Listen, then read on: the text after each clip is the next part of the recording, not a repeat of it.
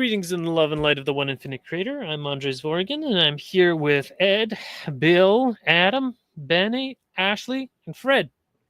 And we will be reading the February 22nd, 2025 session of Kuo. And it's going to be about healing and guilt and realizing one's potential and the current political environment of the US of A. All right, Ashley, you're here just in time. Unless, Bill, did you want to do some reading as well? I can Ashley? read the first part. I can read this Go ahead. first part, but then I have to go. I have something with the other law of one group. Oh, there's another one. Oh, okay. I am quote. Yeah, I'm doing a podcast with Jonathan. Oh, wow. So It's the same day? I'll leave at. Yes, it's at 7:30. What's the topic? Oh, wow, that's really soon. Okay. I know, but I just had to pop in really quick and share space with cool. you guys, share hearts for a moment. Okay, it's on control and acceptance. Mm-hmm. I am quo. What are we reading from? This is the February 22nd, 2025 Kuo channeling session. I am quo. We greet this circle in the love and in the light of the one infinite creator. We have been called to this group not just by your invitation and request for us to join you and to share our perspectives and thoughts on the queries that you've collected in your journey within the third density, but we are also called by the joining together of open hearts of communion with other self and discovering the shared love between each entity and the discovery that the heart within you is the same heart within your other self and the same heart within us. We admire the vulnerability created by the joining of these open hearts and would comment upon the nature of love as you have discovered it and shared it today. Love does not always need to feel pleasant and comfortable. In order to truly love within the third density, one opens themselves to the difficulty and pain of loss of the connections that you forge here in grappling with the nature of third density and how love can be so intense and powerful that it carries you high but can also bring you down and help you to realize that all of it is love, not just the pleasantness, but the pain that you feel inside of you comes from your open heart. It is part of your journey here in the third density to honor the process of love as it unfolds within your being as you move through the illusion. We cannot express how deeply we admire your choice to walk this path on your planet at this time, for we understand that it is intense and difficult, and opening your heart in such an environment opens you to all manner of other types of experiences that one must grapple with in the name of love. But we have discovered within the seekers here and all around your planet that this love also provides infinite strength that, if it is realized, can transmute all experiences so that the face of the Creator can be seen in all of creation. Before we open the circle to questions, we would ask our typical favor, and that is that when we share our... Can you scroll up for me? I'm on phone, so I can't. Oh, okay. When we share our perspectives. Can you see that? Or no? Mm-mm. Huh. I don't know what you're seeing. Oh, I just didn't... Like the screen cut off a portion of it. Huh. Are you seeing the whole thing now? Maybe it's something on my end. Oh, okay. Okay, now the screen is dark, so maybe you should... Okay. Oh, there it is. Oh, okay. Before we open the circle to questions, we would ask our typical favor, and that is when we share our perspectives with you, that they are received as only that, perspectives that we have gained upon our journey. It may be true that we have journeyed further than you, at least in terms of sequence and beginning and ending, but our perspective is no more real than yours and should be no more favored than yours. If there is anything that we share that would serve as a stumbling block for you, that prevents you from discovering the truth of your own self, then we would ask that you dismiss these words. We do not wish to impose upon your journey, and only wish to honor the journey as you discover it for yourself. If you grant us this favor, it will allow us to speak more freely, to share more deeply of our own perspectives with the comfort knowing that we are sharing as co-creators and equals with you, and that we are only providing catalyst and not instruction for you to accept without question. At this time, we would ask if there is a query to which we may respond. Hello, cool. I had a question around healing. In the Law of One, it talks about healing and physical healing, and I find there's almost a guilt in me that is forming based on current situations. That if only I would spend more time studying healing, that maybe I could be of more service to others. And I was just wondering if you could talk to that dynamic of healing and guilt that I feel for not spending more time trying to learn. I don't know if you have to go, Ashley, or if you wanted to, because I know Oh, there's only no, 2 minutes. I'll let someone else. I'll let someone else do this one, and Oh, I'll okay. switch off now. Oh, But okay. love you There, guys, there was and just I'll one see thing you I at wanted to the share other session. with you, Mm-hmm. is that I was working on this, making a coin for trading, and based on 1.5 kilograms of buckwheat or 4 grams of silver. So, anyways, Uh-huh. that's something I wanted to share. Cool. Yeah. Well, Awesome. Let me know when you have it up. cool. I'll support your endeavors. Thanks. All right. Mhm. See you, Ashley, and See you. Bye. we'll wish you the best on your podcast. Oh, thank you. Thank you. All right. Hello, Suwan. Good to see you. All right. Um, Bill, did you want to read? Yeah, You're I a can pretty good read. reader. Okay, great. I'm cool, and I'm aware of the query, my brother. As usual, we appreciate the opportunity to speak to this dynamic, for it is one that we find is very common among spiritual seekers on your planet. We discover this dynamic of guilt versus potential very alive within this instrument. And so we have some deep concepts that we can utilize within this instrument to speak to this dynamic. We would begin, as we often do, by offering the most zoomed out perspective possible, and that is that all is well, no matter the circumstances, regardless of whether you are focusing on the health of another self or your own feelings of guilt or inadequacy or unmet potential. All of these things are proper. They exist within a perfect creation. There is nothing that can be improper in the eyes of the Creator. It is essential that this perspective is provided as a touchdown for seekers, for it is very easy within your third density to get lost within the illusion, to go astray, to lose touch with that thread of perfection that is discovered within your heart. This backdrop of perfection informs all acts of service, especially the act of healing. For healing, regardless of the type of healing, be it physical, emotional, mental, or spiritual, is done through the self realization of the perfection and oneness with all.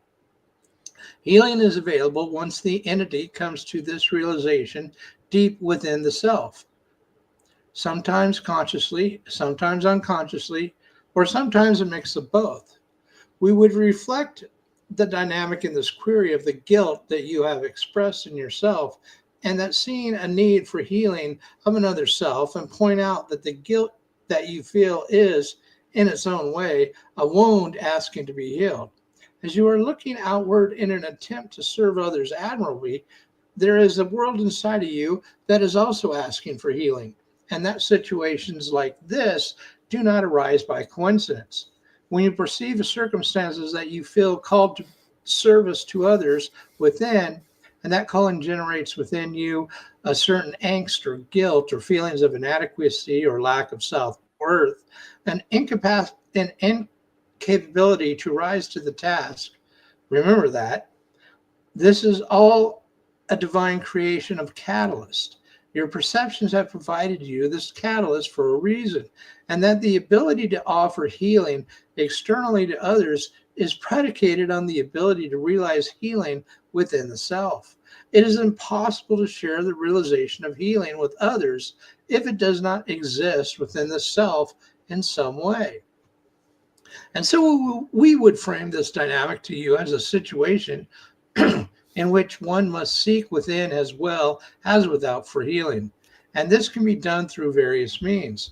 One perspective that is helpful is attempting to move inward and understand the wound that is discovered of guilt and inadequacy is to offer the self patience. Much as you offer your other selves the love that you feel for the other self in need of healing, this can also be aimed inward in order to treat yourself with the same type of patience and care and desire for healing. When sitting with this guilt, allow it to exist within you as the gift that it is, the catalyst that is being offered to allow you certain types of transformation, to allow you to travel the inward journey that will then allow you to configure your thoughts and actions and behaviors that then might serve as a catalyst for your other selves in terms of healing.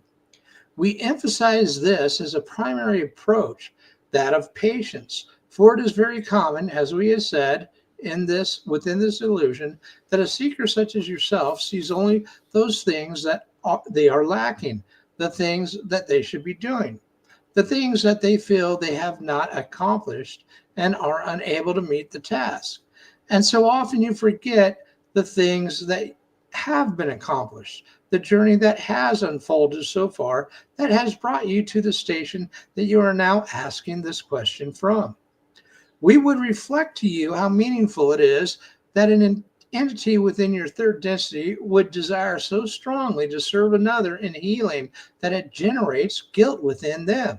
This itself is indicative of the heart of the seeker that desires intensely to share the love and light of the Creator within an environment that is designed to make the discovery of this love and light a challenge, a difficulty. But here you are. The desire itself is an expression of love. The fact that you recognize that you feel guilt is because of the heart that you have opened. We would suggest any grappling with this dynamic, whether in relation to healing or any deed or service that one wishes to accomplish in the outer world, to approach the inner world with humility, but also recognition that you have arrived at a divine station of love. And these questions are only relevant from that station, and you are surrounded by that love, and it is available to you at any moment. We would offer a final thought in a more practical sense that as you attempt to grapple with this guilt, to ensure that there is an inner sanctum within yourself that allows this guilt to have its say, to express itself. For we find that within your third density, entities commonly and understandably attempt to avoid the discomfort of such feelings and attempt to bury them, to push them aside, to find a way to operate by leaving them behind. But these friends, such as guilt, do not stay behind. They remain within you, whether seen or unseen, felt or unfelt. And so do dedicate yourself to a regular practice of silence and developing an inner space where friends such as guilt can exist freely and speak to you and tell you exactly what they want to say so that you can listen and hear and accept. You can discover a deeper truth behind that guilt. And this can cause a shift of your inner configuration that makes the efforts of applying yourself to understanding how to go about discovering your own healing capacities and serving others a more natural flow. The inspiration and motivation will arrive readily in times of need if you dedicate yourself on a regular basis to discovering this inner sanctum and allowing the gifts of catalysts and emotions, difficult or otherwise, to have their say and to do their work with you so that you can together discover the love and the light of the Creator and radiate it in a more true and essential sense. Is there a follow-up to this query, my brother? My heart is full of gratitude for your words. Thank you. All right. Any reflections on that? Bill, since you were reading, you're first up. Just accept the guilt you feel and know it's a blessing, and know that as you go inward to seek while you're feeling that way, just know that at that point, you're already there. You're coming to the love and light of the Creator, and that understand that what you do with healing, just like everything else, you can't do for another what you can't do for yourselves. So understand that unless you can, let yourself know that you're whole, complete, and perfect already, and that healing comes within understanding this.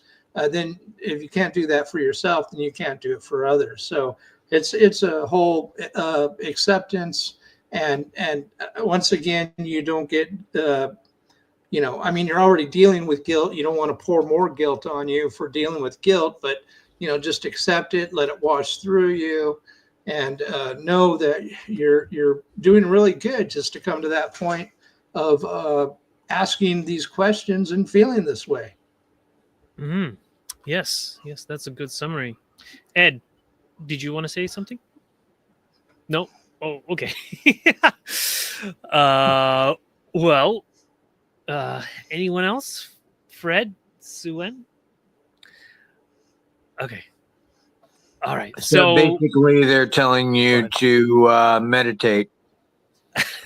Fred, that's always your takeaway. Have you been meditating? I'm just Yes. wondering.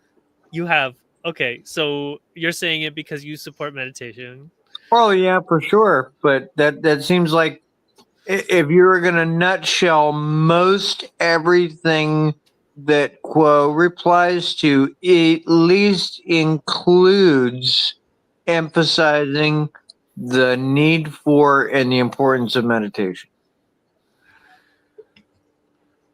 Yes. But there is also the why to where you're meditating on these specific questions and counsels from Quo.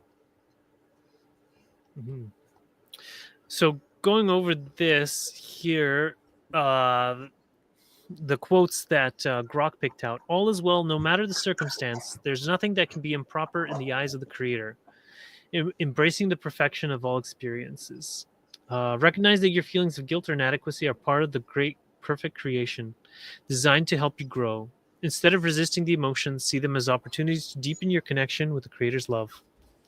Yeah, much like Bill was saying. Heal yourself to heal others. Yeah, well, Bill said that too.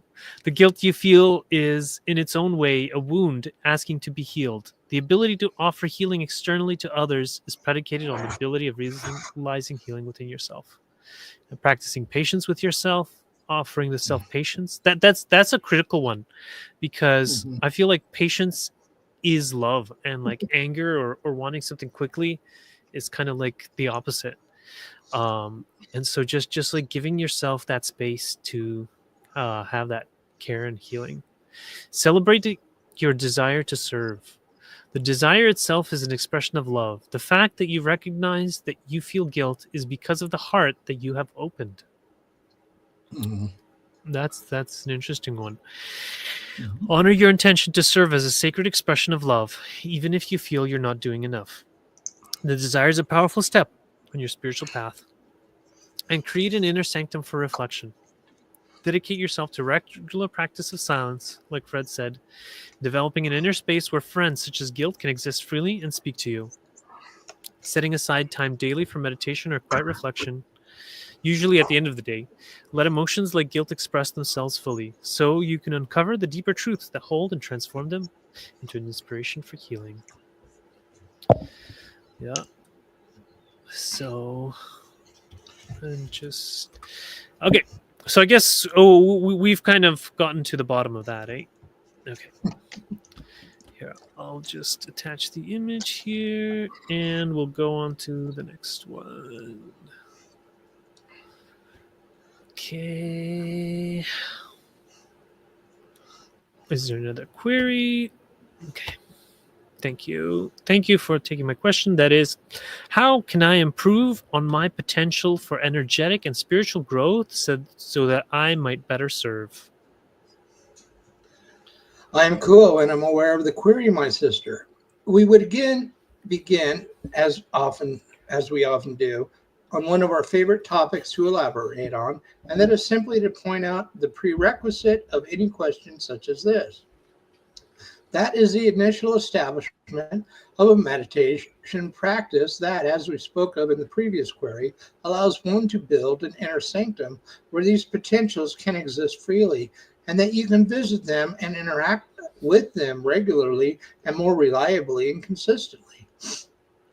We find that many seekers upon your planet who have great potential, as you have described in your query, do not often approach this potential mindfully and consciously and with care and gentleness.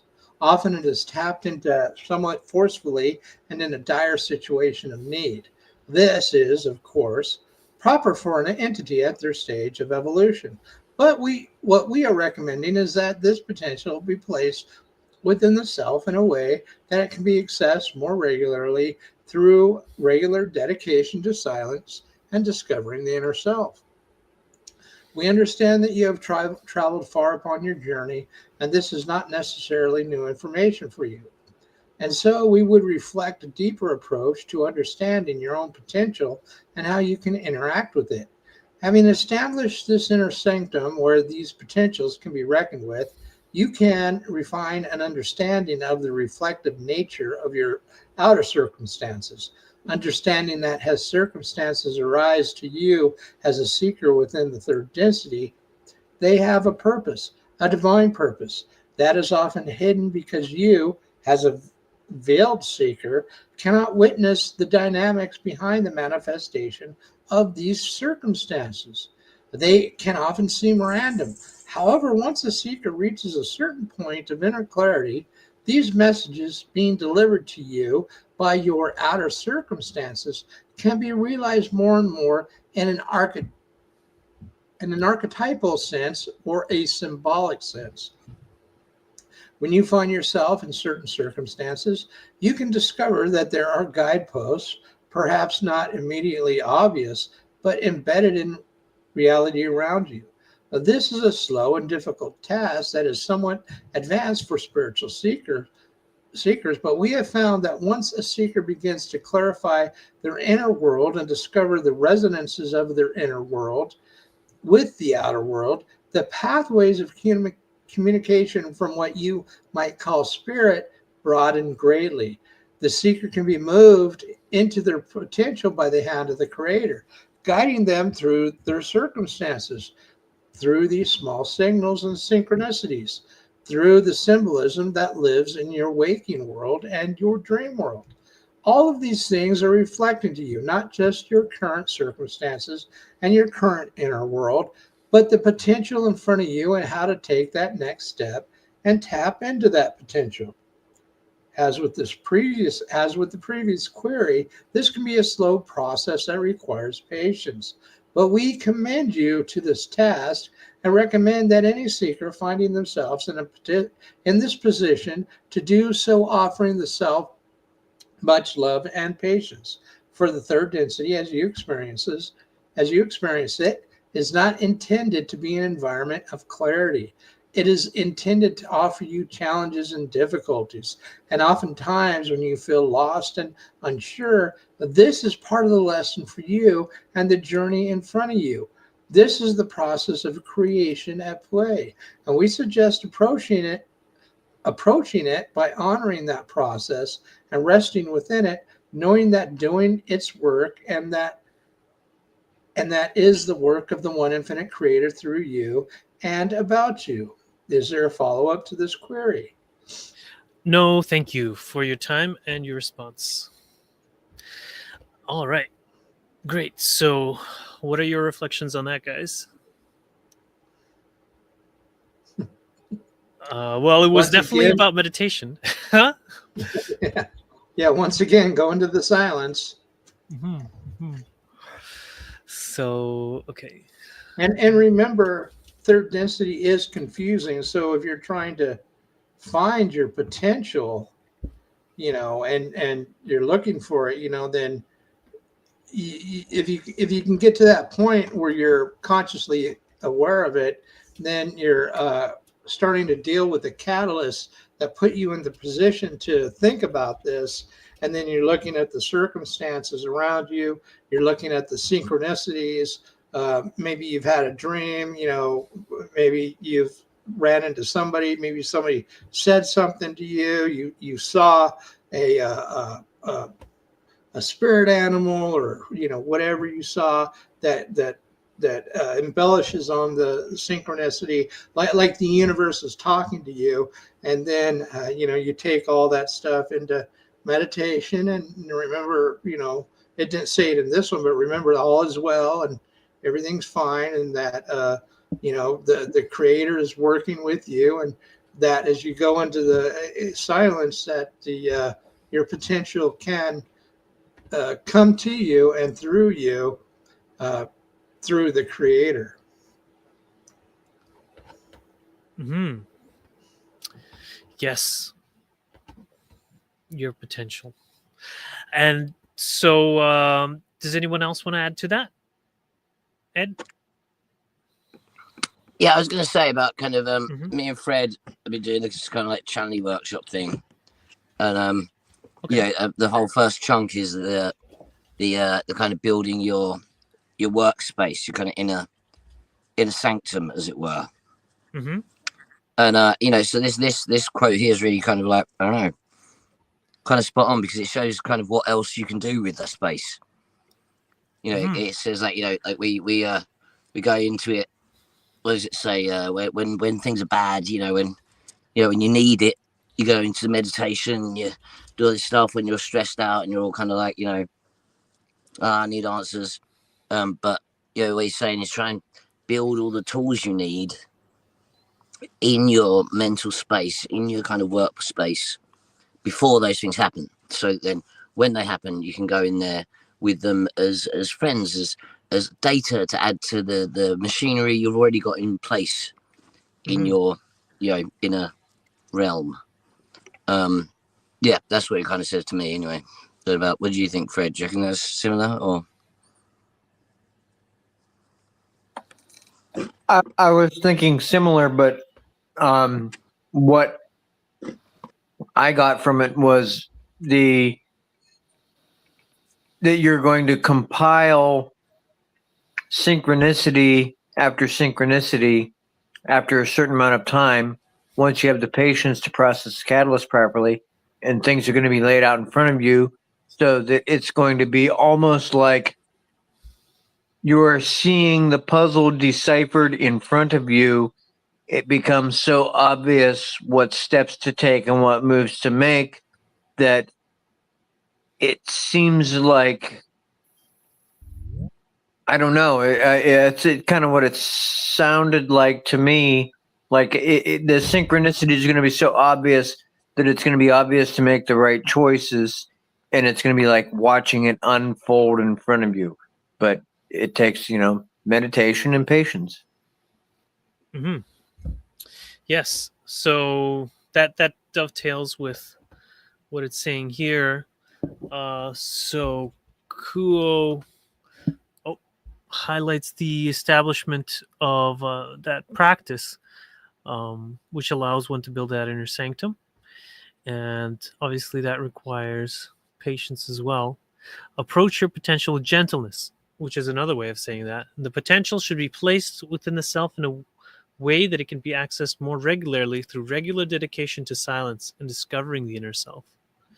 Instead of forcing growth in moments of need, cultivate a gentle, ongoing relationship with your potential through daily silence and self discovery.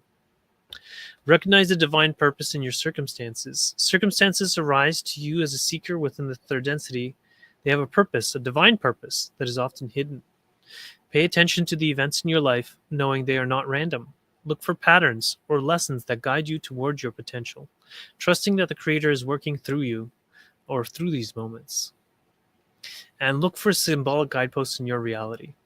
The messages being delivered to you by your outer circumstances can be realized more and more in an archetypical sense or a symbolic sense through these small signals and synchronicities. And practice patience and self-love. This can be a slow process that requires patience. Do so offering the self much love and patience. It's true. It has a kind of a lulling feeling. Reading the Confederation material is just so peaceful and kind. What do you guys think? Do you agree? Or 100%, man. Mhm. Always makes me feel happy. Yeah. So even though it might seem repetitive, it's still worth it. I think. And remember, the more gentle and loving and open-hearted with yourself, you can be that way with others. Yeah. You're always playing that dual game. What I can do for myself, I can do for others. So and you'll run into people that are really hard on themselves in this world and not very compassionate, and then you notice that hardness and lack of compassion gets spread to others. It's true. It is so true. And See, I don't it's know, man, because I'm not very compassionate to me at all. But I think that makes me, if anything, kind of more empathic, more like because I feel bad for other people when they feel the same way I do. So I want to help. I want to do everything I can because I know that how hard I am on myself. well, you know, even after you heal from your Englishness, you will still be able to have compassion for the other English people. I love you. You're so awesome. Love you too, man. I will evolve past it one day. Yes, you will transcend your Englishness into That's it. love and kindness for yourself. Accept myself as Yes. good as anybody else. Yes, exactly. Recognizing that the divine within yourself is as good as anyone else. It's a precious thing. And just to admit that means you're on your way. Yes. All right. Are we ready to go to the next one? Yeah. Okay. We're transfer contact to Trisha. Okay. Query. Okay. I would like to ask about your current political environment in the United States. We know that it affects all inhabitants of the earth. How do we come to an acceptance? And how do we bring love to all of the changes? How do we bring courage to all of the changes that are before us? We are those of Ku, and we are aware of the query sister. Yeah. We appreciate this particular line of questioning, for we know that it is upon the hearts and minds of many in this room and many across the portion of your planet. Indeed, from our view above, it would seem that the populace of this country is facing a rapid change. However, we would also state that change may sometimes come with negative connotations that may not be fully representative of the situation. We remind you that each piece of this illusion, be it the human body in the seat, be it the rug on this floor, be it the interactions you have with another, the buildings in which you meet, every piece of this creation is divine and intentional, and every situation is also divine and intentional. So one may see these changes and feel discomfort. One may see these changes and feel great pride.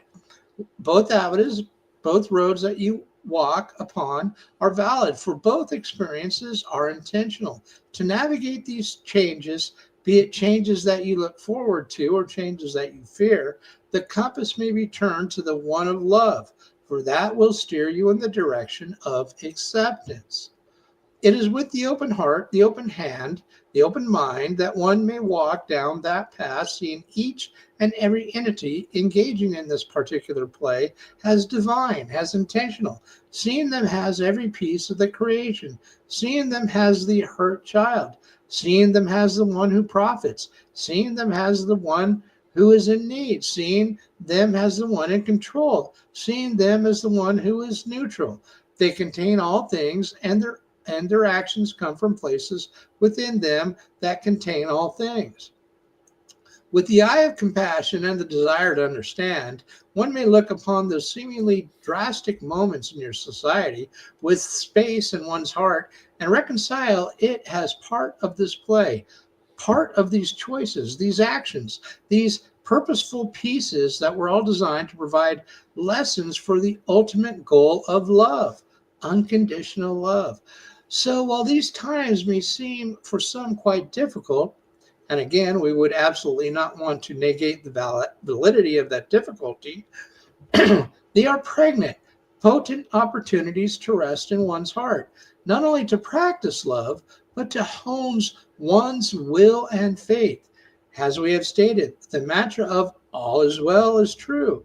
The undercurrent of all things is a well of all, and those seas are calm.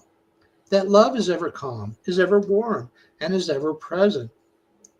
It is in the customary that we have all decided, oh, it is in the costumary that we have all Yes. decided Mhm. to wear on the stage, that we provide the currents, the white water, the crashing, the waves, the disturbances as they may seem.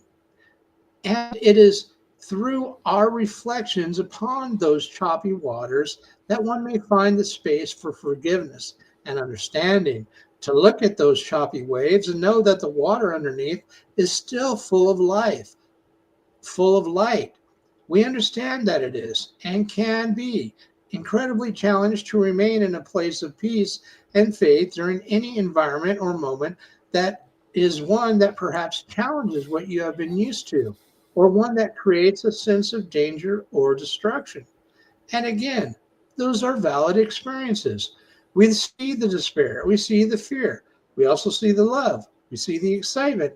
Hold in your hearts as you center that what you truly desire from this illusion is love, that the lessons you hope to learn were ones of love, were ones of the kind of love that is unconditional, and that is what you shall manifest. For all things are that love, even those painful moments that try and challenge you, and even those joyful moments that bring tears to your eyes. It is in the practice of intentional reflection and in the practice of silence that one may drop that costume that you wear in this illusion and tap into the ultimate reality of unity. Strip away the identity you to yourself, the identities you attach to others or to situations, and see each moment, each fragment has everything, has something that contains all things. We know again that this can be incredibly difficult, but it is within your ability, for you are capable of all things. You are this most perfect piece of the Creator, as is your neighbor, as is your seeming foe, as is your seeming friend, all equal parts in this to this divine mystery. Look upon those with much gratitude for what they serve, for what they provide, and then look upon the self with equal gratitude for your choice to incarnate here at this time, to take on these challenges, to take on these amazing moments, to progress and learn. And when you witness challenge in others, regardless of how they identify, see them for the true beings that they are, inspired and made by love. Hold them within your heart. Witness them for their perfection, the kind of perfection that is inherently imperfect. When you see that challenge in others, reach out the hand in love, not in judgment. Allow the egoic self, the labels you assign to, fall away and just see them for the fellow self that they are, attempting to navigate this bustling illusion. And know that all will continue to be well.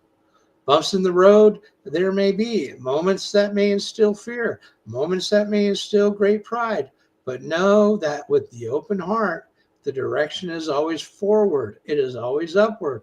Open yourself to that forward moment and trust. Practice faith in that mantra that all is well. You may ask if there is a follow-up to this query, my sister.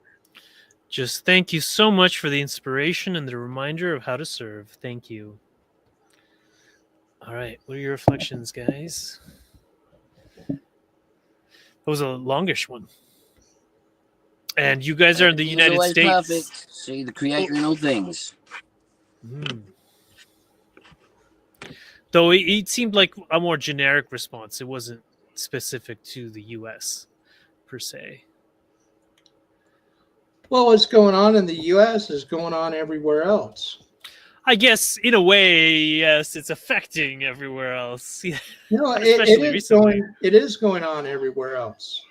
I mean, there's a worldwide dark occultist cabal that's been running everything, and it's created this world and has and what's happening right now with the what's basically happening is we live in a world where everything is revolves around money, and the money way it's all set up, it's all debt based, and this debt based system is crashing, and they're trying to create a soft landing instead of a hard landing.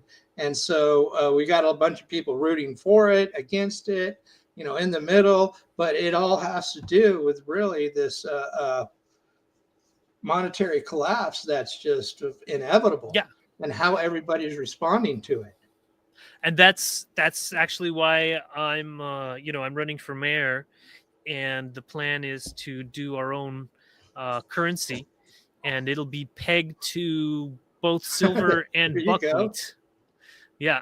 And so and it's based on historical currencies, like from the Roman Empire to Tang Dynasty. Everyone had a 4-gram either silver coin, though in the Tang Dynasty it was bronze, but it was still 4 grams. And they'd all bought the same thing, 1.2 kilograms or 1.5 kilograms of grain. And so in modern day, organic buckwheat is kind of the most equivalent. But yeah, but even in that, you still have a system, though it's based on wealth. But going back to the Kuo thing, is all that is illusory. And if we can just look at each other through the eyes of love, look at others as the creator, and we're the creator, and that all is well, and that everybody is just trying to deal with whatever they're doing. And if we can look at things and reach for the unconditional love of the creator, and see it in all, and try to express it in our own way, despite all the challenges, that everything's going to be all right. And like it said at the very end, and know that during all this, that all is well, and all these coincidences and everything, nothing's happened random. The whole situation has been manifest, and it's all manifest for us to ultimately glean and learn these lessons of love that we came into the incarnation to learn. Yes, you're right. And like on that, anyways, for my block leaders, the block leader agreement is they have to agree to cultivate forgiveness, love, kindness, and respect for free will. And because it's secular, they do it in their own way. And then we just like check in on them, make sure they're still doing it. And if like someone complains, we would check. And those are high values, where it's really, I mean, the easiest thing in the world, what the dark side knows, it's real easy to murder people, bribe people, blackmail people, corrupt people. It's real, but it's really to get people to come on board and actually do things with love, compassion, kindness. It's actually a very great leap to a higher level of consciousness, because we're coming to the unity. So able to get these people that you're talking about to come on board with you, Andrii, that's a great accomplishment. Just Thanks. To have those values and people that will go along with it. That's, that's fantastic. Yeah, Especially on this planet for what we've been going through for thousands of years. Because what's happening today just didn't happen in a bubble. For sure. Yeah, I already got one to agree to be a block leader and a bunch supporting the general framework anyways. Yeah. So let's have a look at the quotes that Grok picked out for us. So recognizing the divine nature of all experience. Every piece of this creation is divine and intentional, and every situation is also divine and intentional. Very true. If you feel discomfort at pride and political changes, know that both reactions are valid and purposeful. Embrace them as opportunities to learn and grow in love. Navigate change in the compass of love. To navigate these changes, be it changes that you look forward to or changes that you fear, the compass may be tuned to one of love, for that will steer you in the direction of acceptance. When faced with political shifts, focus on cultivating love in your heart for all involved, seeing each person as a divine being playing the role in this illusion. And practice compassion for all beings. Seeing each and every entity engaged in this particular play as divine. They contain all things, and their actions come from places within them that contain all things. Beyond political divisions and labels, see others, whether allies or adversaries, as fellow souls navigating the same illusion, each deserving of understanding and love. Find peace through silence and reflection. It is in the practice of intentional reflection and in the practice of silence that one may drop that costume that you wear in this illusion and tap into the ultimate reality of unity. Very true. And that's the meditation there. Hold faith in the mantra, all is well and all will be well. And know that the heart open, the direction is always forward. It is always upward. Also very, very positive. Okay, Ed, go ahead.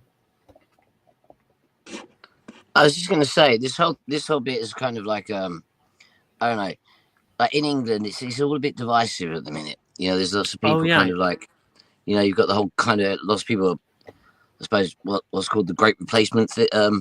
You heard of that? The whole kind of yes.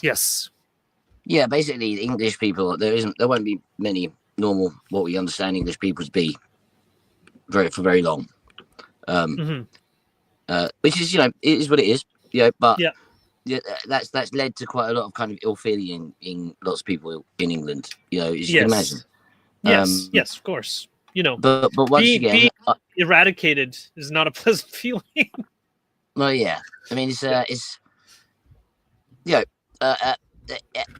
the point is, like I always remind people that this kind of stuff it happened quite some time ago, and this isn't the immigrants coming in or whatever else.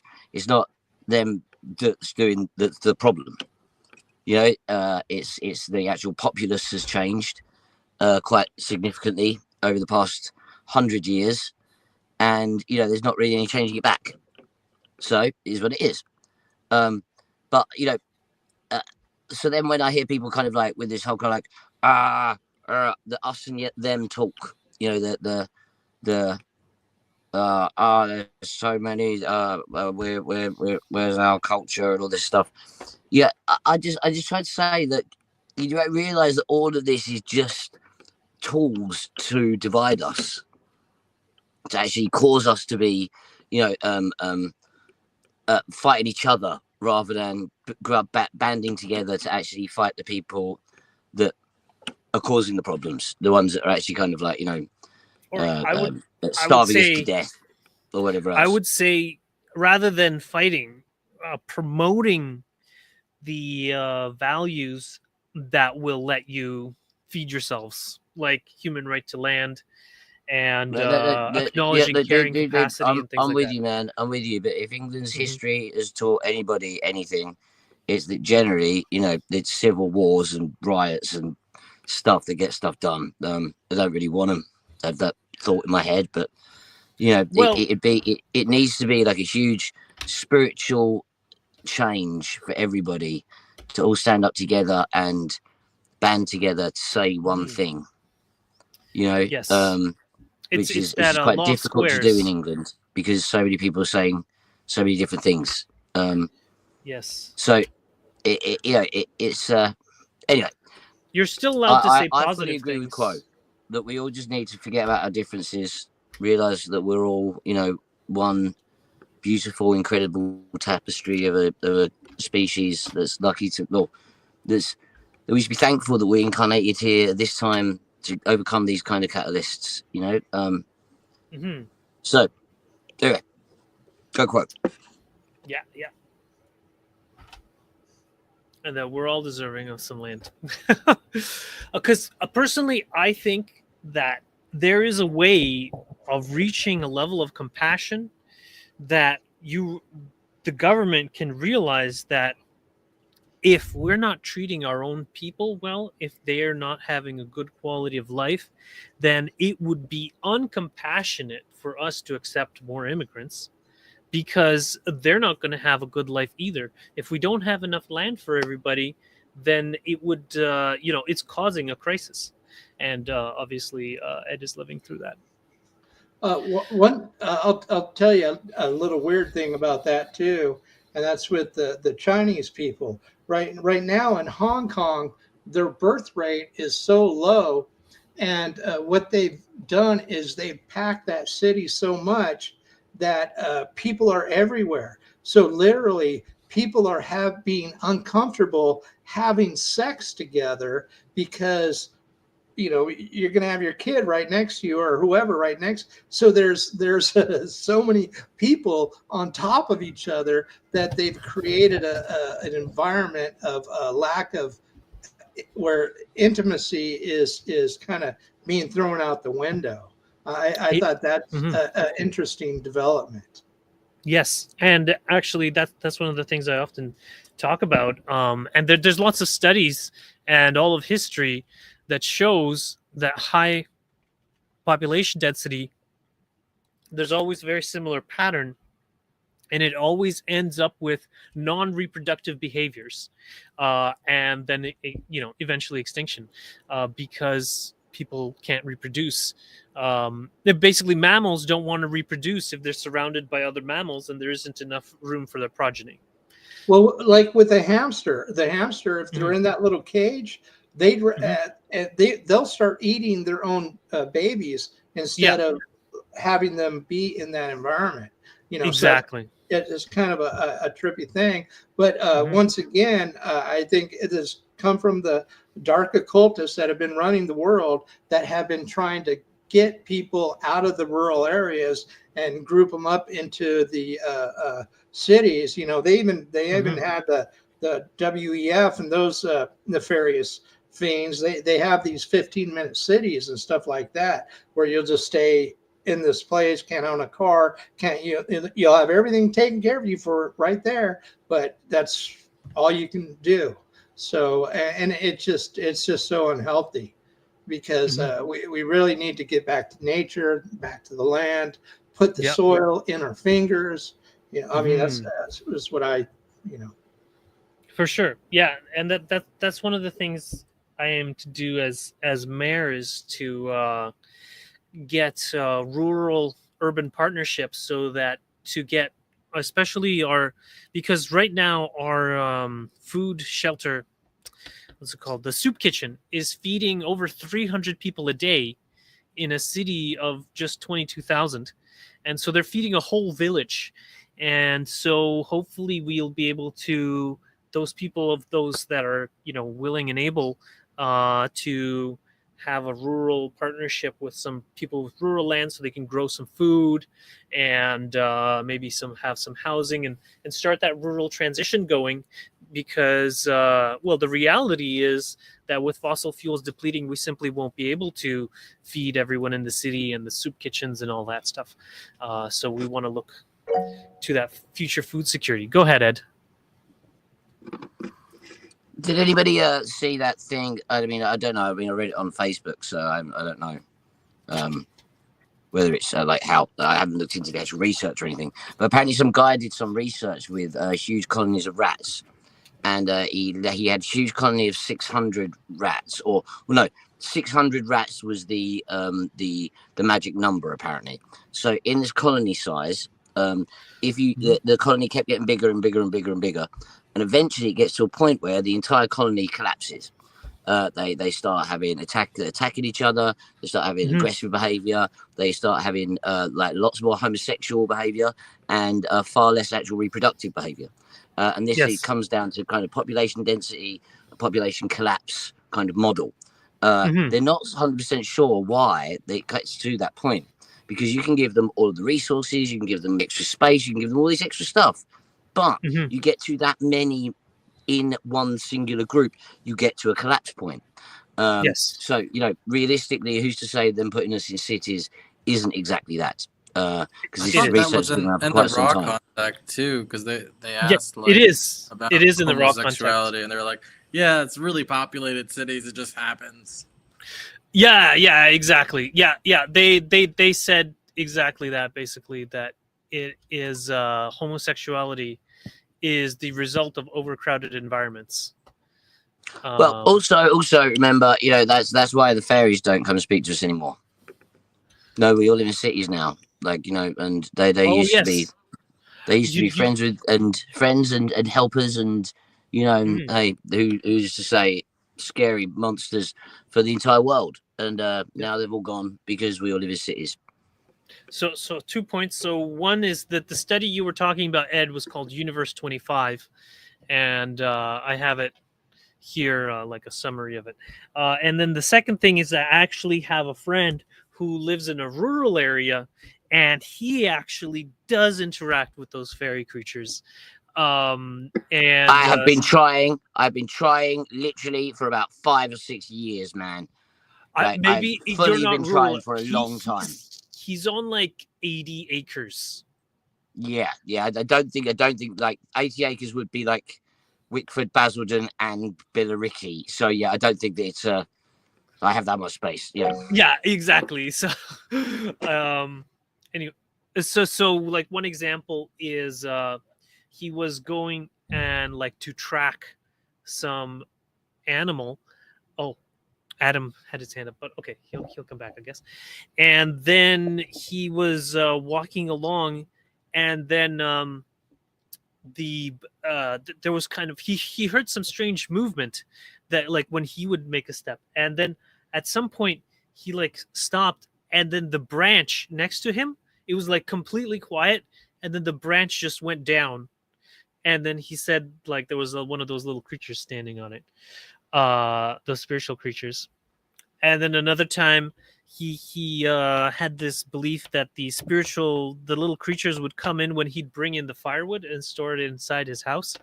And at one point he woke up and a piece of tinder fell on his face, or like fell on his chest. Basically, so it was kind of interesting. Anyhow, okay, Adam, you had something to say? Go ahead, Adam. Yes, Andrei. Mm-hmm. I wanted to say your camera is glitching, so I left and come back. My camera is glitching? But it must have been me. Oh, okay, fair enough. Okay, cool. Sounds good. Okay, so I guess this is the outro. All right. Bill, take it away. Yeah, it looks like we kind of blew through this session. Yeah. All right. Fast. I am Kuo, and I'm again with this instrument. We again offer our gratitude to the instruments for their dedication to the tuning and challenging process that sets the stage for our entry into this circle. And our gratitude to the circle for receiving us and allowing us to respond to your queries and interact with you. And through this process, gain our own taste of the potential of third density that you experience about you. We offer our gratitude to all who are aware of our words and energies and who are operating themselves to us to form a greater and greater relationship with your peoples and your planet. It is through this process of relationship, service, and calling that we ourselves are able to discover more of ourselves, to further our own journeys, and to gain the traction, if you will, that allows us to continue on our own path home to the Creator. where we will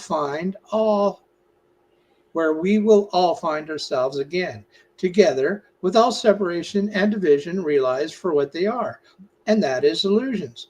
But illusions that play a part and a role in allowing the one infinite creator to have an experience, to come to an understanding of its own nature, of the nature of love and wisdom and light. We are honored to take part of this process of creation with you. At this time, we leave you as we found you, in the love and light of the one infinite creator. Adonai, my friend, Adonai Vasu Baragos. Very good.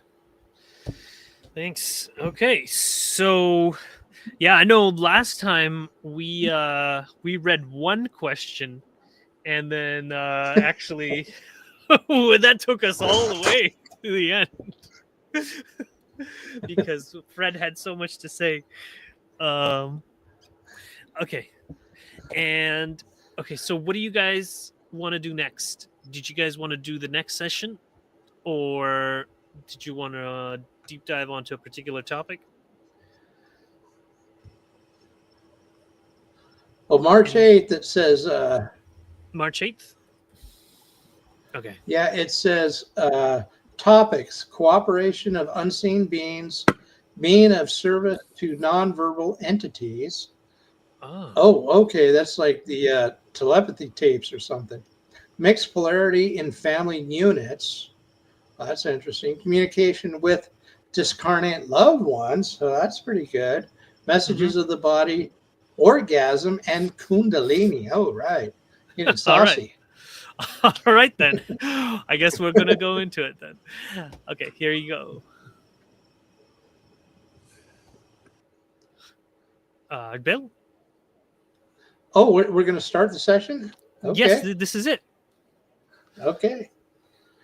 I am Kuo, and I'm with this instrument at this time. We greet each other. We greet each within the circle and the love and the light of the one infinite creator, who is also a portion of the circle and all circles everywhere. This circle is special for us because it is aware that the creator is within each here and everyone, everywhere. We thank you for taking the time out of your busy days and lives for joining this circle of seeking to help each other deepen the spiritual journey, to open the heart and unconditional love to all about you. This is the great path, the great work, and we are honored to walk upon this path with you at this time. As we walk, we would ask you to look very carefully within your own being, your own knowing when we speak words and answer to your questions. That if they have that ring of truth that you already know, then take them and use them as you can. But if there is no truth in any word or thought, please discard it.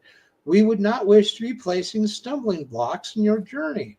With that said, we would ask if there is a query in which we may begin. I'll ask. So it seems, just based on channelings that I've sat in, that in the inner planes there are numerous groups, shall we say. Some groups that are called elemental beings, some groups that maybe are angelic, some groups that maybe walk with the planets or the stars. Maybe that's not all in the inner planes, I'm not sure. But I'm wondering, do these groups work together in any fashion, or do they follow just various third density beings? I'm kind of curious as to how that works. This is almost a follow-up to what Ed was talking about with the fairies. Yes, exactly. That's what I was thinking. That's such a good segue, you know. Right. Mhm. Okay. What a synchronicity. Yeah. I'm Kuo, and I'm aware of your query, my sister. You have asked a query that has so many faucets, a jewel of endless sparkling beauty. We shall attempt to give a general overview of the types of groups of which you speak. There are so many faucets of the one creator within your planet's inner planes that can aid you and each other and the one infinite creator in knowing itself and yourself and their self better and better by interactions in so many ways. Sometimes within your third density, there are those who are contacted within the dream state and given messages that are in conjunction with the subconscious mind and the being receiving the messages so that the spiritual path of such a being may be furthered by the message. Many of your peoples are contacted in meditation with that same general format to increase the spiritual journey. Some are given visions when asleep or conscious when asking for information. There are guides. There are these beings of elemental nature that you can meet as you walk through your gardens in the early morning or late evening when the light is dim and the presence is magical.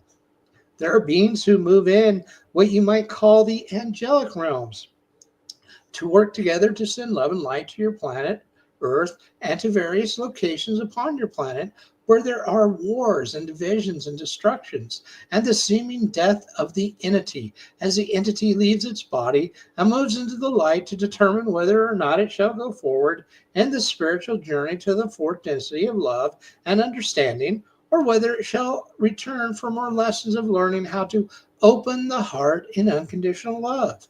Hold There are on. groups who are done. Oh, hold on. I just wanted to mention to Fred or whoever mentioned it. See, these are the elemental beings, the elementals that you walk through your gardens in the early mornings and late evenings. Those are exactly the ones we were just talking about. Okay. All right. And the presence is magical. That's the Mm, key right there. mm-hmm, You gotta reach for that magic. for sure. There are groups who are known to many of the Native Americans or indigenous cultures around the world who have appeared in what some would see as an object that moves through the sky of unidentified nature. Some have called these UFOs. These entities have been in contact with the indigenous people of your planet from time immemorial, sharing the message of the Creator that all is one, working together to rejoin the Creator to help it know itself better. These entities are many and varied. Is there a further query, my sister? Well, that was a cool All, answer. all right. Well, we'll go through this answer, but yeah, there's more to it, I guess. Okay. Cool. Do. Okay, so what do you guys think of what we read? Ed, did you want to chip in? Yeah, early mornings, evenings. I'm gonna go wandering in the garden. Just ask, put it out there. And magical. Yeah. You know, Dude, it's maybe if always you do magical your here, man. meditation in the garden in the evenings and the mornings, maybe you'll see them or feel them. Okay, now make post 4, and then we'll get the Grox thing on this. But yeah, it talked about several different kinds of entities, the guides, and meditation, and then there are groups of Native Americans. Okay, I'm going to try to get Grok to make a table of these. Okay. Make a table of the entities mentioned and their aspects. Here we go. So there's guides, subtle communications, often working through the subconscious mind. Elemental beings, nature spirits present in magical settings like gardens during dawn or dusk. Angelic beings of higher realms focusing on collective healing and unity.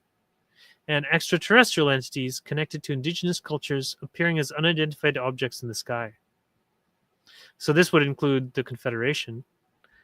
And then angelic beings working together to send love and light to areas of war, division, and destruction. Cool. And then these are spiritual guides. These are like the more personal ones.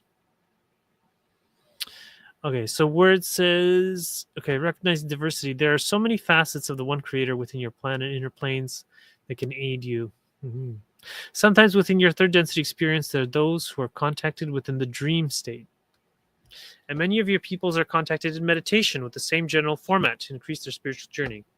So yeah, that's another way, Ed, that you can connect with them is through your dreams and through your meditations. And elemental beings that you can meet as you walk through your gardens. All right, great. Okay.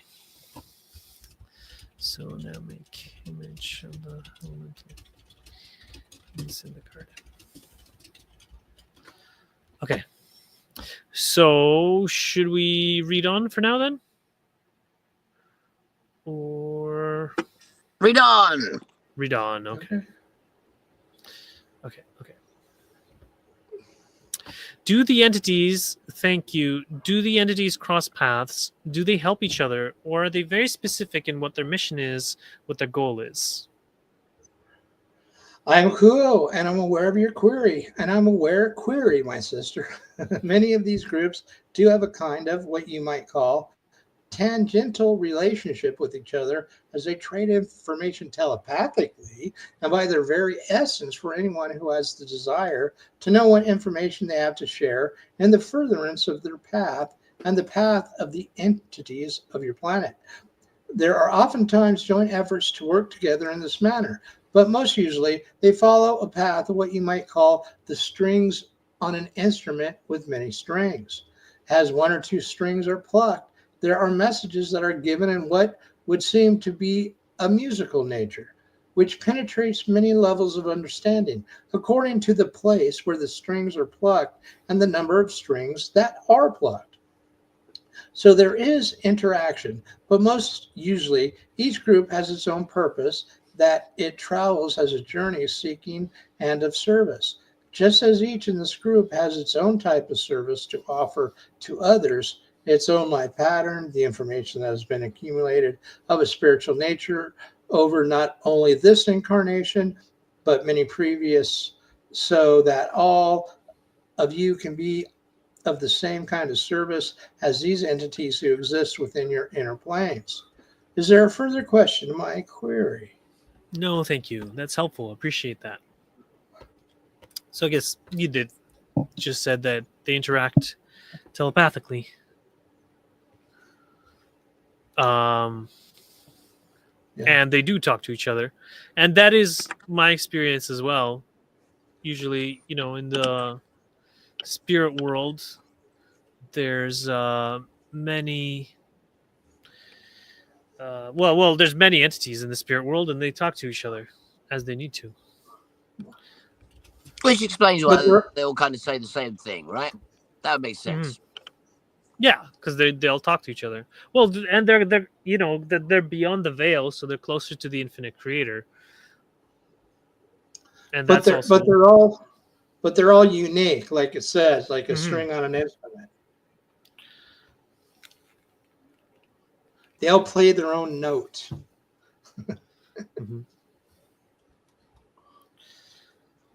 Garden gnomes. Do you guys prefer this one or this one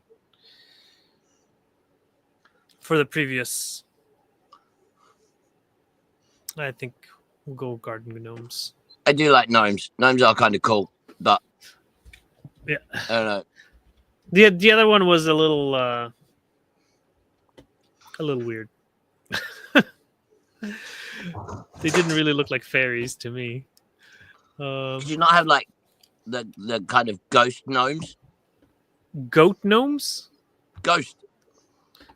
Okay. How you got the ghost about people on the top ones? Ghost Did you not gnomes? make like the blue etheric gnomes? Yeah. All right, let's try that.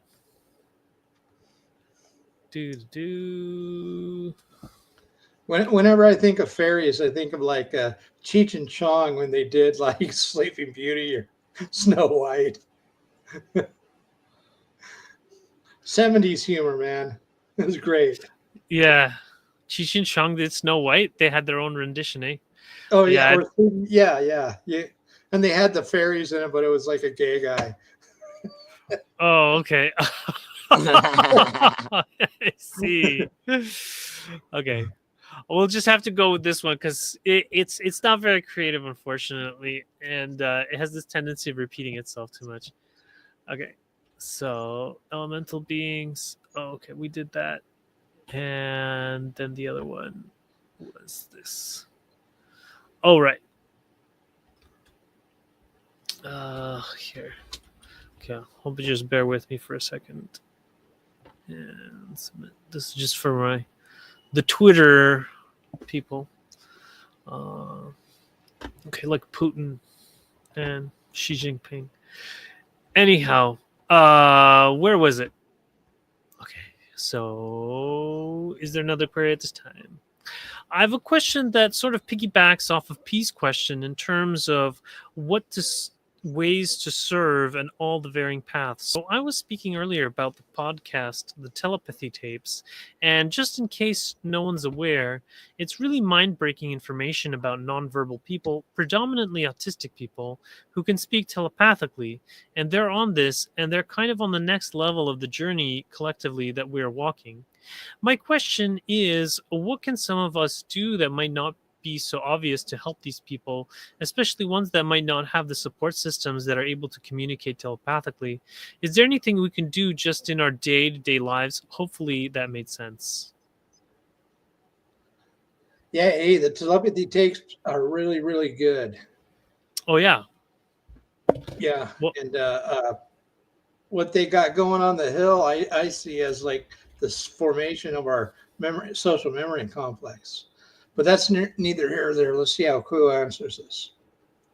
fair I'm enough. Kuo and am aware of your query, my sister. Yes, indeed, the desire to be of service makes all the sense in the world, in all worlds everywhere. For that is why all of us are here, to be of service to others.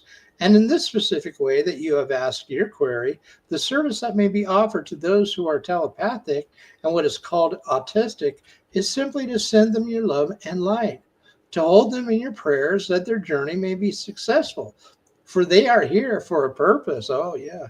To help everyone on the planet know that there are higher ways of being, of living, of service, and helping the Creator to know itself.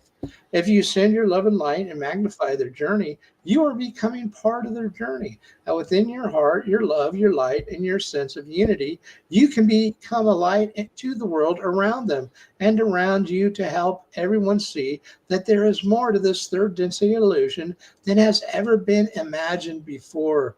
These entities can help everyone to penetrate the veil of forgiving, to see that we are all one, working together, dancing our way to the one infinite Creator, to the rhythm of unity, of love and light. Is there a further query, my sister? Oh, that was No, beautiful. thank you. Yeah, and I think that's a good message for a lot of people who may have autistic children and be like, what do I do? You know. And so yeah, that's a good message. Any other So comments on that? I once saw a TED talk a while ago that said that basically autism is actually kind of maybe the next step of human evolution, and that because of the fact that we take in so much information now, that essentially epigenetically our brains have had to adapt to this overflow of information in the past 100 years, that this might be the actual kind of the inherited knock-on effect of our brains having to deal with so much information going through now, that essentially the children that are being born aren't developing specific types of brain reasoning, as in emotional, or what we might perceive as verbal communication, in order to actually kind of develop other ways of processing information. So that's where you get savant people and things like that, where part of their brain will be hugely overdeveloped, where other parts will be underdeveloped. So they think that might be why this is happening across the board. In some small regard to like all of us. I mean, it could just be the mercury from the vaccines, but hey, who knows? Yeah, No, or no, the aluminum. yeah, no, that's really amazing what's going on, because they're really starting to find out that all the toxics are really creating these conditions. And so the way I look at it is like the creation just used that thing to put these people in this shell. And I think a lot of those guys are basically probably people that have graduated third density, and they're here to help. And really the way to help get to that fourth density level is they got to get out of the body, because when you listen to the telepathy tape, it's really our bodies that envelop the veil. So and the autistic people are really they said the way to mostly help them is to help them like the people that actually help them is to help them find a connection between themselves and their body. And so it's really remarkable. And this what this quote just said too is that these entities can help everyone to penetrate the veil of forgetting. So they're sent here on purpose. And one thing, I'll shut up after this. But one thing that was really interesting in one of the last telepathy tapes is it had people like trying to go to the hill, through remote viewing and stuff like that. And these guys are on the hill are just like, man, no, these guys can't come in, and we're divinely protected. So it's like it's like I look at it as like a spiritual badass community, and they're protected, and that service to self side ain't getting to them, and they're to help us make the leap. Yeah, it's good when to hear people challenging and taking that spiritual responsibility for their experience, for sure.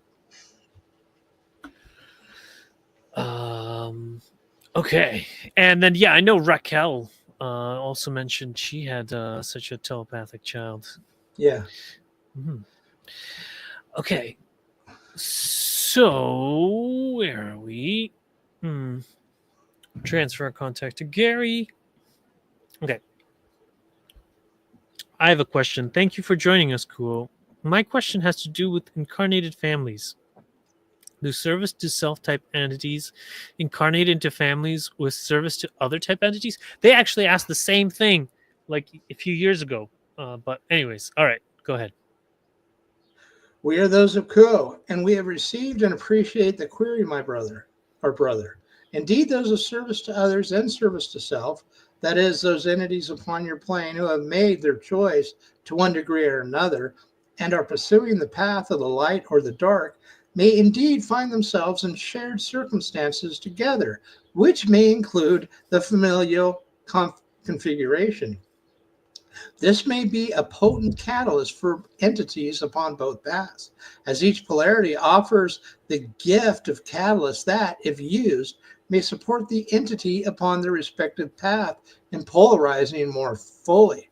This gift may galvanize or motivate or inspire the recipient of this gift to choose more firmly, more intensely, more authentically. For example, the positive orientated entity, be they the brother or the sister, the mother or the father, the guardian, the cousin, the relative, the neighbor, and so forth, is given opportunity after opportunity, testing after testing, when in contact with their loved one or family member who has chosen a different path, to choose service to others again and again, or to release their power in a state of disempowerment, allowing oneself to come under the heel of the controlling and manipulative methods and ways of that entity earnest upon the path of service to self. One or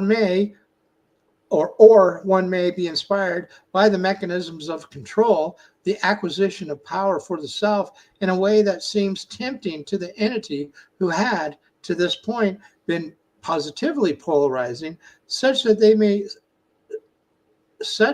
may themselves dabble or seek to practice that path until its own seductive gravity pulls the previously positively orientated entity into its own vortex, such that the entity switches polarities, as it were. But statistically speaking, the more advanced the entity is upon the path of service to others or service to self, the more firmly rooted they are and committed to their chosen path, such that they will tend not to switch, but intensify their polarity further when in contact with those of the opposite polarity. May we ask if there is a follow-up question? Thank you, Cool. That was a very complete answer. I'm very satisfied with that. Thank you. That's a very different answer also than that they gave several years ago, which was basically that it's unlikely for an entity for children that are service to self to incarnate with service to others entities, because that could ruin their polarity. And so it's more likely the case that they're simply either going through a phase or they haven't fully finished making their choice. And so they're exploring both options. And it's up to the parents to guide them on that service to others trajectory to the best of their ability. But in this light, it's just giving more catalyst to either Mhm. side to either polarize more one way or polarize more to what choice you've had, or to completely flip polarizations. Yes. Okay, Adam. There's Adam. And okay, anything else you guys want to mention on this one, or should we go on to the next one? We've been really zooming through it today. Here's the Grok summary. So, whoa, that's Ed. That's not. Okay, there we go. Recognizing the purpose of mixed polarity families, those of service to others and service to self may indeed find themselves in shared circumstance. And this may be a potent catalyst for entities upon the paths. Each polarity offers the gift of catalyst, and if used, may support that entity upon the respective path, polarizing further. Yes. Yeah, this was a fairly straightforward one. Okay. Inspired by mechanism of control. Yes, exactly. And actually, I was talking to someone just this week who someone in their family is service to self polarized, one of their in-laws, and at least from their perspective. And then I was explaining to them how this is really a catalyst for them to finish making the choice because they themselves were kind of stuck. And so that they like helping people maybe a little too much, and they try to help them even when the person isn't asking for help. And then that's actually the control spectrum. And so they actually have someone in their life who is showing what the full control spectrum is like. And so I was explaining that you have to be willing to accept other people's free will if you are truly dedicated to the service to others path, and work on yourself, and then let yourself be an example for others, and they can follow you if they want to, but you can't force it on them. Okay. Now... And even though that's kind of like a control thing, there's a level of STS when they get into that control and manipulation, and they up it a notch. That's really what shows the polarity. Like if the guy that's trying to help everybody out, and he's all of a sudden, and he's kind of trying to control that and get others to be helped by him. But if he starts to take that next leap where he's trying to manipulate the people into him helping them, and then he's pushing that boundary. Yes, yes. So it's very important to add the manipulation with the control and manipulation. Yes, the control and manipulation. And at least from what he describes, the individual does have that.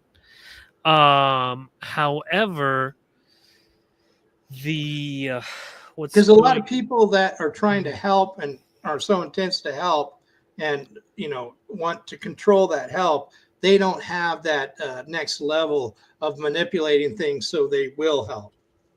They just are frustrated in themselves, like the first part of the first quote we read, where the person was guilty about not being able to be healing. Yes, kind of like that. Yes, I think that's part of the problem, is that they feel like they should be doing more, right. But the person doesn't want the help, and so that's where the respect for free will comes in. But these people haven't really learned to engage and refine those types of boundaries. Yes, exactly. So if they learn a little bit more, especially this type of material, they'll find out that, oh yeah, I can only, part of service is serving those that wish to be served. Exactly. And then respecting the free will of those who don't want to be served. Yeah. It's one of the hardest things, really, is because Well, there's Yeah. there's a foundational perspective to it that Mhm. I see, and that is like when we're out of our bodies and we're doing what our thing is, right? Everybody wants to serve if they are, so serving another is like the greatest thing a person on the service to self path can do. So you're always looking for opportunities to serve, and so and everybody's equal in that, trying to find that opportunity to serve. So when you actually can serve another, and that other self is giving you an opportunity to serve them, they're actually doing you a great service by giving you that opportunity to serve. Yes. Because it's like Ross said in the thing, what if I told you that there's nothing else you can do but serve? And so at our core, just having the chance to serve is such a great thing that us, like you guys listening to me right now, is a great service to me, because I'm talking and expressing, taking up your time, but and I appreciate that. But so your service to me is, or letting me serve, and is being a service to me as well. So everything's reciprocal when you're at these foundational levels of beingness. Hmm. Hmm. Thank you for your service, dude. Yes, for sure. For sure. We appreciate it. Suen, did you want to add anything? Or are you good for now? No, I'm playing with the controls. Oh, okay. You're playing with the controls. Yeah, but I totally agree with Bill. Yeah, Okay. a lot of times, with even these autistic children, even they're not telepathic, or children with disabilities. I think with Down syndrome, I think they're just here to provide us an opportunity to serve.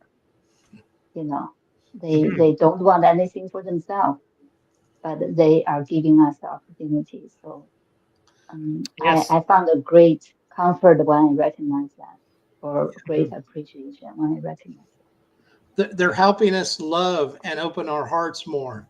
it. Yeah, Yes. Yes.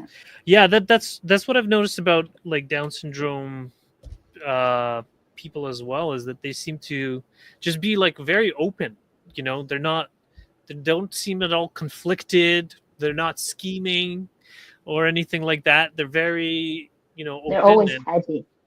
yes, in there. Yeah, like a buddy of mine told me a long time ago. Have you ever known a person with Down syndrome that was an asshole? No, you don't. That doesn't happen. I mean, well, I saw on Glee.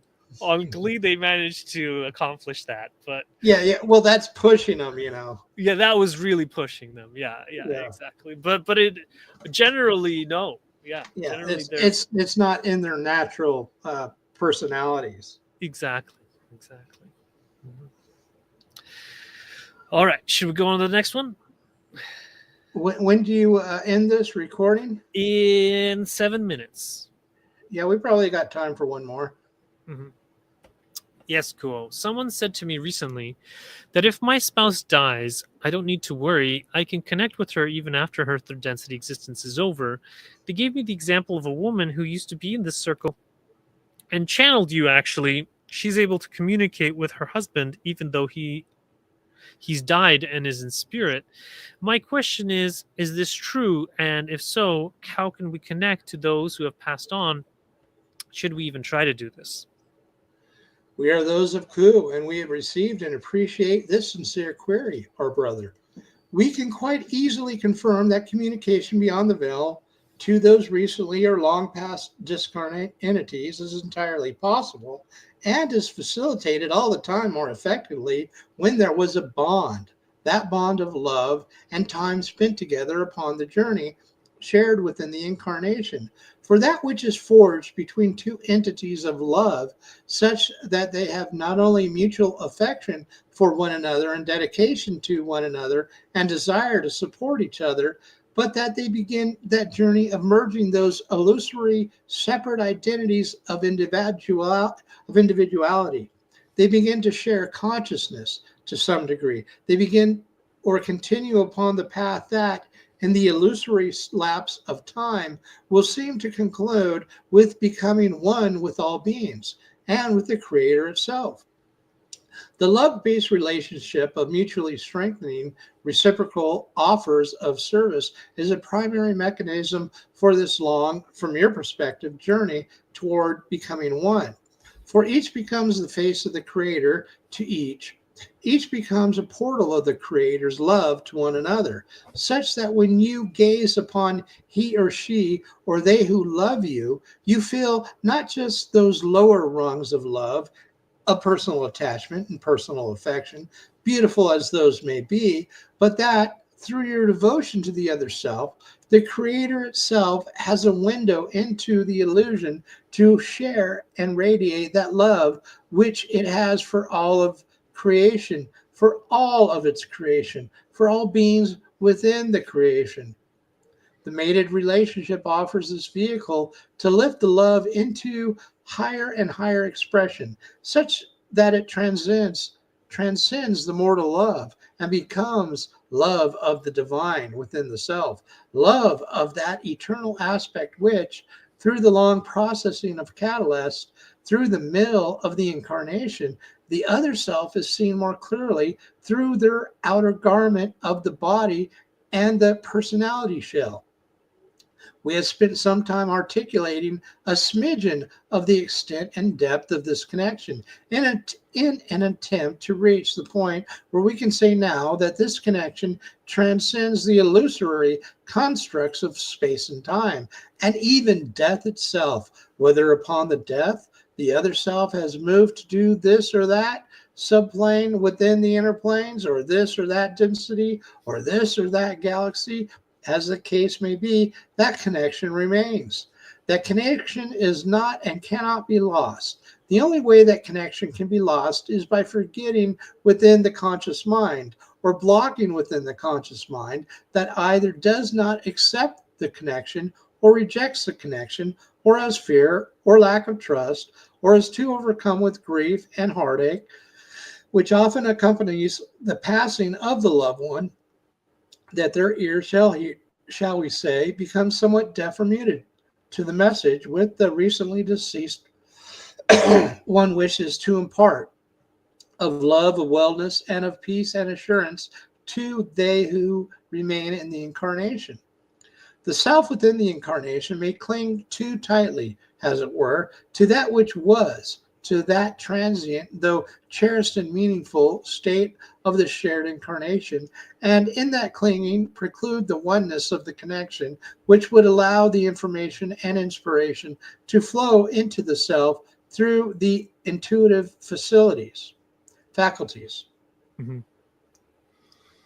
You ask as to how this is effectuated, and we believe we have spoken to some degree in response to this question in terms of how the connection may be blocked, to which we would add that the self may have also not quite sensitized themselves to the subtle whispers and energies and messages that may arrive, or the incarnate self may not know how to understand or see that the messages which may, depending on the unique configuration of this pair, not arrive as seeming words spoken in the mind, as some may perceive it, but may arrive with the sighting of the bird, which is meaningful to the self, or circumstances of, or the meaning of another person, or the way that the leaf drifted down and landed upon the lap that day.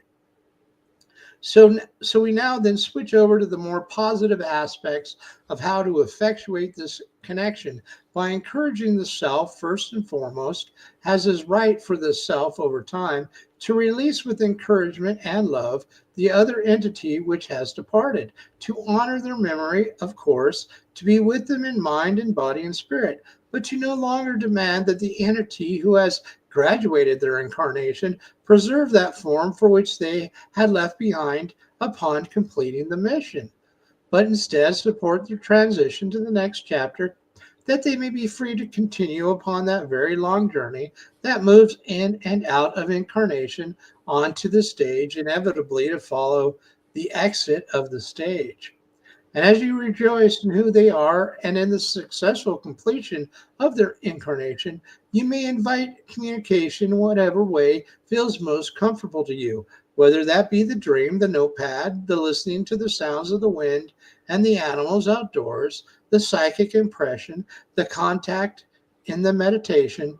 All things unfold as a result of the use of the will through faith and the setting of intention. And this balanced setting of intention, we may open those inner doors that sensitize the self. We would also counsel that such a self seeking this connection exercise patience with the self as well. You mentioned our friend through whom we had channeled previously.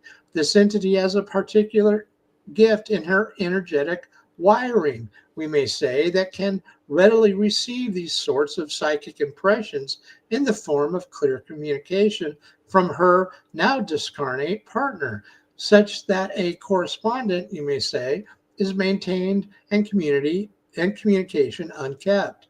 This tends not to be the norm upon your plane, but each entity is unique and each receives, understands, and interprets the messages received uniquely as well. So we would encourage you, our brother, towards persistence in this effort, if and when such a time should transpire and it be important to you to maintain this connection.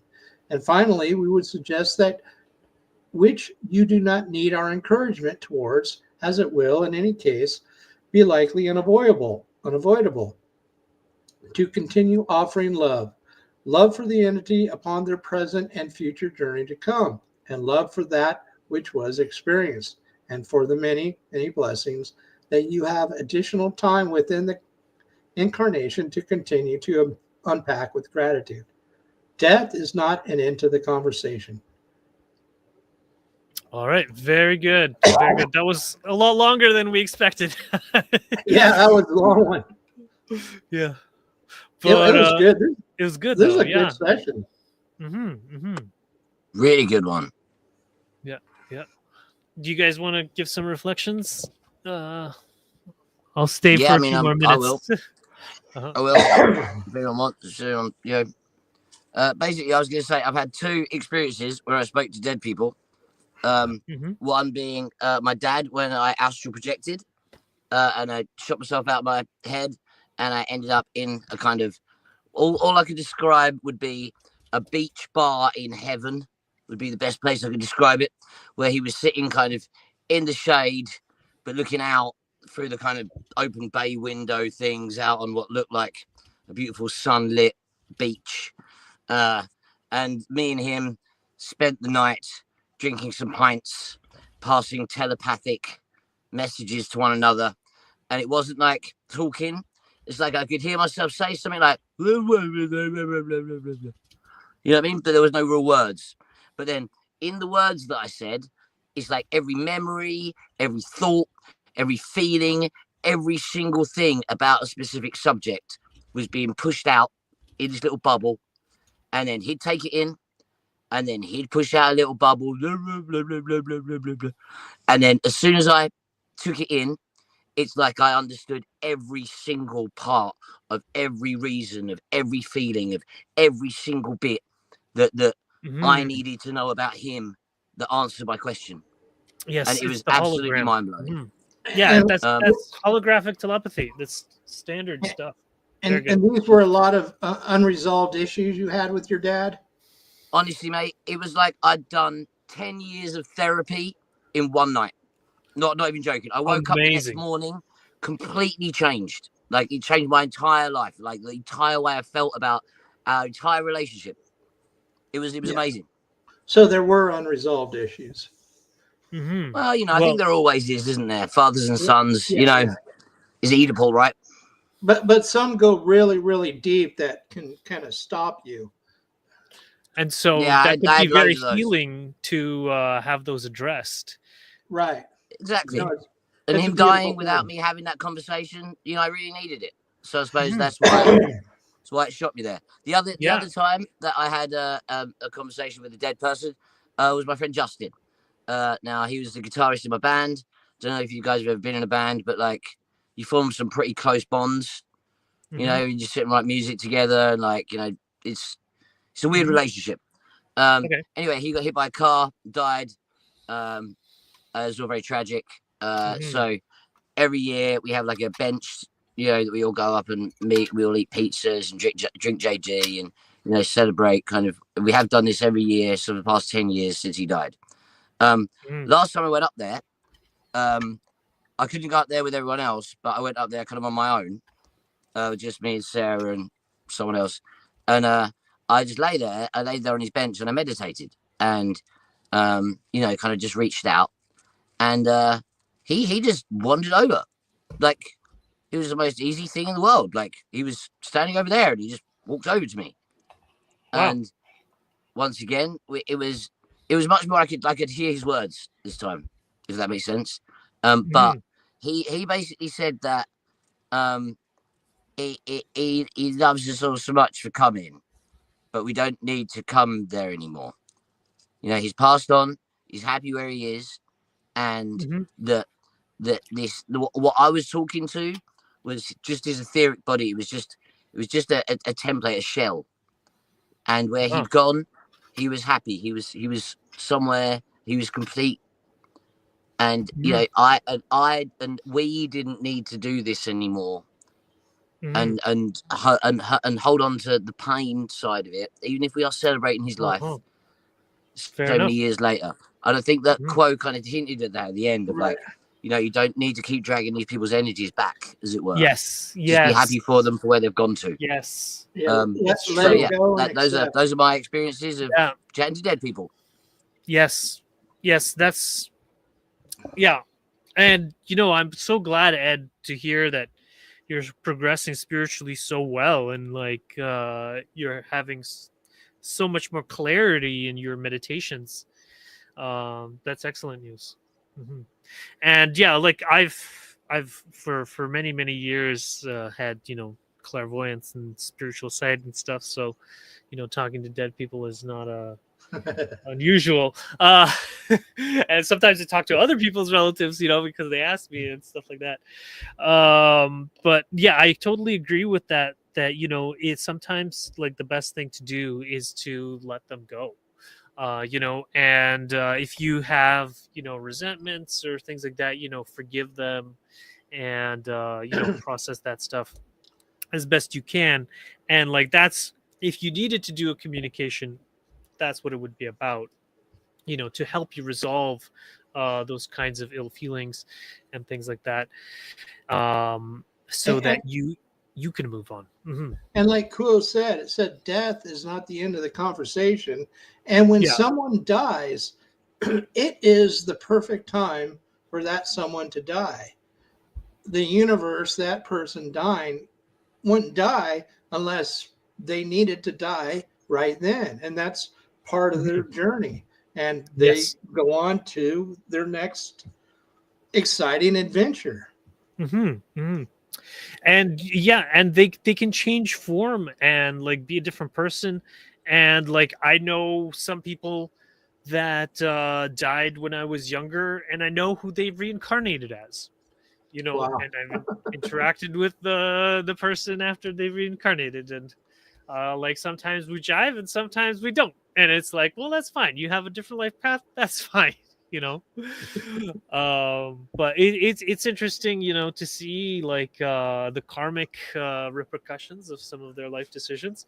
um and but also, well, one of the nice things is like my cats, you know, like because I had cats and then they died, but then they reincarnated to cats that still visit me.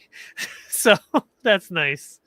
You know, I That's get to still cool. pet them Hey, some, but they also. Andre, let me Right. ask you that when you're seeing the karmic repercussions of what people have, Mhm.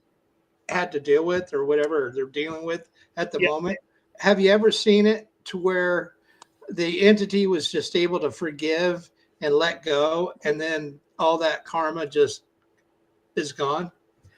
Well, like with one of them was it's more basically when they were alive, they were extremely racist towards black people. And they reincarnated as a black person.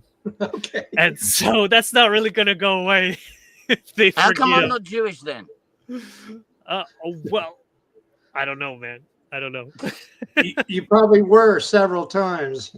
It's possible. Yeah, too. yeah. I actually thought that before. I think I need to go a few more steps back because I think maybe last time there was a like that was a karmic balancing. Like maybe like it was my like Kali Yuga or something. Do you know what I mean? Mm-hmm. But I think there's another thing is that it could be that you were Jewish before you were a Nazi. And Exactly. That's what I mean. Because it's Maybe I did often- some horrible things in the name of the synagogue that needed to Yes. be balanced. Exactly.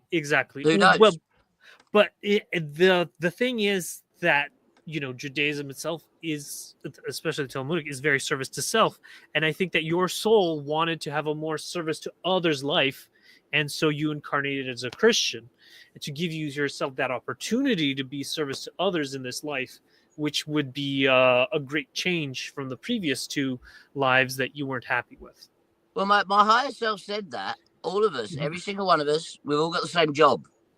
We're all here to follow the same path, to try and do the same thing. But we're all trying, well, we all come here trying to be service to others, but then end up messing it up and being service to self because, veil and all that nonsense. So, I think, yeah, I it's my job think to that- transcend that. Well, I think the name of the game is to polarize.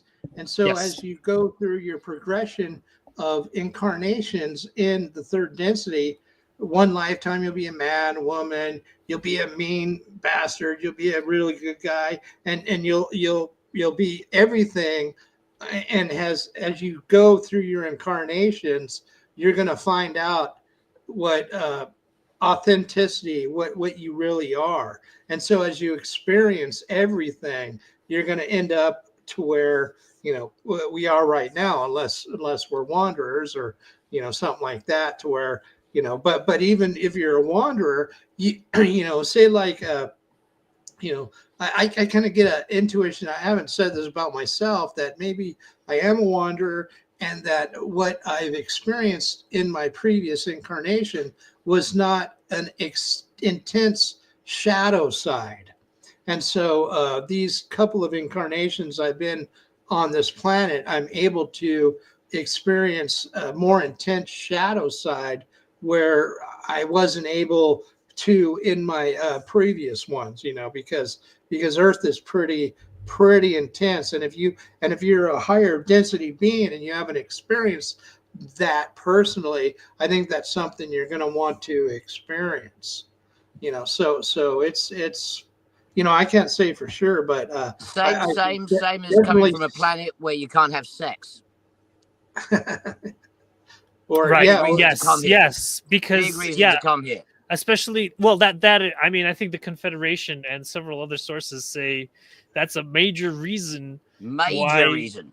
a major reason that many extraterrestrials decided to join Earth is because of we have a much longer sexual experience than most animals. Oh, yeah. Earth Girls Are Easy? I swear that's what it's called. And, well, because the girls were beautiful. That's usually how they say it. All right. So just quickly running through this, understanding the international. Okay, love-based connections, release grief, open the channel of communication, be attentive to subtle signs, set the intention, connect through various channels, practice patience and self-compassion. And remember to let them go and be on their journey. And, but I think that you can still connect with them as long as you're open-minded of, the fact that they may be going on their own journey. They may be doing something else. They may be completely different looking in the spirit world. You got to be open-minded to all of that things. Allow them to express themselves fully. Don't limit them to just what they were in your incarnation. And then you will allow, their full expression. But otherwise, really, your goal is to focus on the present life and your own graduation, and things like that. All right. Any closing remarks before we end the stream? No. All right. Well, then, as we leave you, we found you, we leave you in the love and in the light of the one infinite creator. Go forth, therefore, rejoicing in the infinite power and the infinite peace of the infinite creator within you and all around you, my friends. Adonai Vasabaragos. Yes. All right. Okay.